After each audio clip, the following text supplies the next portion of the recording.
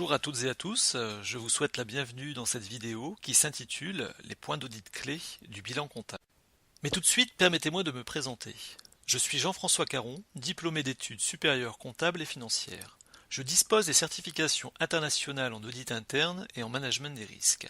J'ai une expérience de 17 ans en audit, externe et interne, et en management des risques.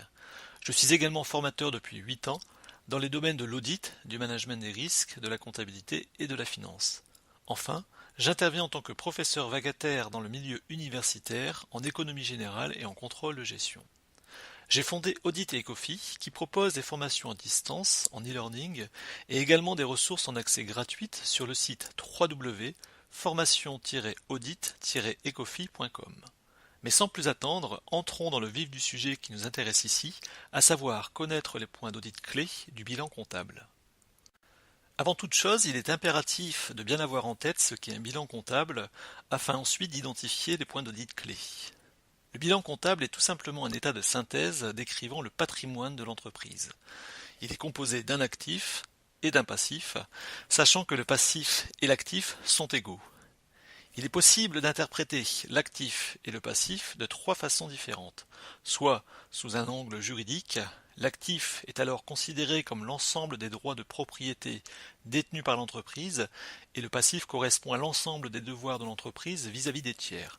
Soit sous un angle financier, l'actif correspondant à l'emploi des ressources qui, elles, sont au passif, ou enfin, soit sous un angle de trésorerie, l'actif correspondant à la façon dont est utilisé l'argent et le passif nous dit d'où vient cet argent. Dans tous les cas, quel que soit l'angle de vue, un patrimoine est équilibré. Maintenant que nous savons ce qu'est un bilan comptable, il est important d'en avoir une vision plus fine pour ensuite identifier les points clés d'audit. Ainsi, les composantes à l'actif du bilan sont les suivantes. Premièrement, on distingue les immobilisations, qui correspondent à l'ensemble des biens détenus par l'entreprise et dont la durée de vie est supérieure à 1 an. On distingue au sein des immobilisations les immobilisations incorporelles, les corporelles et les financières. Puis viennent les stocks de matières premières, de marchandises, de produits finis, qui sont stockés pour les besoins de l'exploitation courante. Ensuite, on distingue les créances clients, c'est-à-dire les sommes d'argent dues par les clients suite aux ventes réalisées par l'entreprise. Et enfin, on identifie les disponibilités qui concernent les liquidités dont dispose l'entreprise, soit sous forme de compte bancaire ou encore de placements financiers à court terme. Au passif, on distingue les capitaux propres qui comprennent le capital social, c'est-à-dire les fonds engagés par les propriétaires de l'entreprise, les réserves, à savoir les bénéfices des années antérieures et qui n'ont pas été versés aux propriétaires de l'entreprise, le résultat de l'exercice enfin, qui peut être soit un bénéfice ou un déficit. Viennent ensuite les provisions pour risques et charges qui sont destinées à couvrir des risques avérés liés à des événements qui ne sont pas enregistrés à l'actif du bilan, comme par exemple un litige. Puis on distingue les dettes à long terme sous forme d'emprunt auprès des banques ou encore des obligations qui seraient émises par l'entreprise pour financer ses activités. Viennent ensuite les dettes à court terme, à savoir que dans cette rubrique on identifie les dettes vis-à-vis des fournisseurs, c'est-à-dire les sommes restant à payer au titre des achats et des approvisionnements réalisés par l'entreprise, les dettes vis-à-vis du personnel, c'est-à-dire les salaires ainsi que les charges sociales restant à payer, et enfin les dettes vis-à-vis de l'État au titre des impôts restant à régler. Une fois connue la raison d'être du bilan comptable et ses composantes, il est possible d'identifier dorénavant les points d'audit clés, l'objectif de l'audit étant de s'assurer que le bilan comptable est bien le reflet de la situation patrimoniale de l'entreprise. Pour vérifier cela, l'auditeur va procéder au contrôle suivant, à savoir, premièrement, sur le caractère nécessaire des actifs. Il s'agit ici de s'assurer que l'ensemble des biens dont l'entreprise se déclare propriétaire existe réellement. Pour cela, l'auditeur va procéder à des cadrages entre les données comptables et les inventaires physiques concernant les immobilisations et les stocks. Il va procéder également à des confirmations auprès de la clientèle de façon à s'assurer de la réalité des créances comptabilisées. Et ensuite, il va s'assurer de l'existence de rapprochements bancaires pour vérifier la réalité des disponibilités enregistrées à l'actif du bilan. Deuxième point d'audit clé sur le caractère suffisant des passifs. Donc il est question ici de vérifier que les passifs ne sont pas sous-valorisés, car on l'aura compris, la tentation pour améliorer l'image du bilan serait de survaloriser les actifs, d'où l'audit portant sur leur caractère nécessaire, ou de sous-valoriser les passifs, ce qui justifie le contrôle sur leur caractère suffisant.